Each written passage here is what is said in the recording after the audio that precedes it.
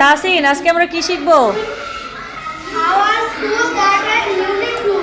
2 থেকে From hot bulbs. Our school unit 2 থেকে আমরা কি শিখবো? Right from of verbs. আচ্ছা, এই নাম্বারটা পড়ো। Our school has a lovely flower. Flowers. তাহলে এটা সঠিক উত্তর কি হবে? Has. কেন হ্যাজ হবে? এদিকে তাকাও। Third person singular number. এটা Third person singular number. Third person singular number হলে হ্যাভ বা হ্যাজের মধ্যে হ্যাজ বসবে। আচ্ছা, লিখো। এবার বি নাম্বারটা পড়ো। There dash is are many butterflies flowers. Many beautiful flowers. Beautiful flowers. আচ্ছা, তাহলে এখানে সঠিক উত্তর কি হবে? আর বসবে কেন আর হবে? many butterflies. মেনি বাটারফ্লাইস মানে হচ্ছে মেনি বিউটিফুল ফ্লাওয়ার্স। তার মানে হচ্ছে এখানে একের বেশি আছে, একটা হলে অনেকগুলো আছে। অনেকগুলো আছে, একটা হলে ইজ হয়, আর একের বেশি হলে অধিক হলে আর হয়, বি বাড়বে। আচ্ছা, লিখো। আচ্ছা, এবার সি নাম্বার পড়ো। A swarm of beautiful butterflies. butterflies dance on the flowers. আচ্ছা, তাহলে এখানে সঠিক উত্তর কি হবে?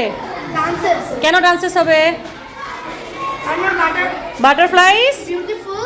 না, বাটারফ্লাইস হচ্ছে থার্ড পারসন সিঙ্গুলার নাম্বার। একটা বাটারফ্লাইয়ের চাক আছে, ঠিক আছে, একটা চাক আছে। আর আমরা জানি ফার্স্ট পারসন হচ্ছে আমি, আমরা, আমাদের। আর সেকেন্ড পারসন হচ্ছে তুমি, তোমরা, তোমাদের। আর হচ্ছে এই এছাড়া আমি, আমি, তুমি ছাড়া যা আছে সবই হচ্ছে থার্ড পারসন। তাহলে এখানে বাটারফ্লাইস হচ্ছে থার্ড পারসন। তো থার্ড পারসন থাকলে ভার্বের সাথে কি যুক্ত হয়? Yes. এস বা ইয়েস যুক্ত হয়। তাহলে ডান্সের সাথে কি যুক্ত হবে? এস যুক্ত হবে। দাগ দিয়ে দাও নিচে। ডি নাম্বার পড়ো। We make the garden look very beautiful.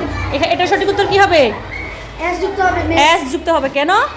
ইট হচ্ছে it হচ্ছে থার্ড পারসন সিঙ্গুলার নাম্বার। আমরা জানি থার্ড পারসন singular number. থাকলে কি হয়? ভার্বের সাথে এস বা ইয়েস যুক্ত হয়। তাহলে মেকের সাথে কি হবে? as যুক্ত হবে এস যুক্ত হবে। লেখো।